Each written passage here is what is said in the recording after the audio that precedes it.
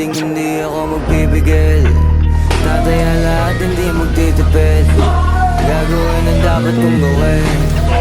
Alam ko na magagawa ko rin. Balang araw maging icon. Gusto ko kagaya ko si Idol. Malam Michael Jordan score.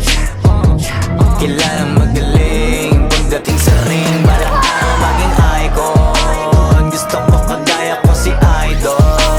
Kaya yung tiyaga ko tina-times 4. Rapat lagi parang rival. Huwag na huwag ka kakagat sa fake. Iwas ka sa foul. Huwag kang makampante, ingat sa galaw. Huwag puro atake, aralin dumipensa. Minsan din depende yan kung paano ka pumwersa. Minsan kailangan pabahin ng pasensya. Isa yan sa mga pangunahing diferensya. Pag natambakan ka na doon ka magapit, pero pag nakalaman ka na nakakampante, sana kuha mo yung punto mula simula hanggang sa dulo. Dapat isagad mo yung laro mo.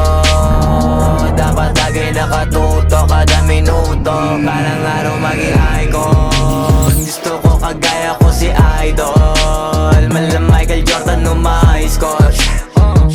Kilalang magaling pagdating sa ring. Balang araw maging icon. Gusto ko kagaya ko si Idol. Kaya yung tiyaga ko tina-times 4. Ratrat lagi parang rifle. Kasama na sa laro, natural lang madapa, natural lang matalisod, natural mabutata. Di ka dapat atitina, di ka dapat mauga, di ka dapat ang ihina, di nila pwede makita. Kung matalo manalo, hanapin kung saan ka mali, para malaman mo rin kung saan mo kailangan magbawi. Yung pinakamagaling na ikaw, paano palabasin? Dapat ay wala kang pagkakataon na palalapasin. Bawal malambot na binte, kailangan buuan dibdib. At sa sarili may believe, kasi may gustong marating. At patunayan sa marami kahit na paunti-unti, na balang araw maging icon. Gusto ko kagaya ko si Idol. Malam Michael Jordan score.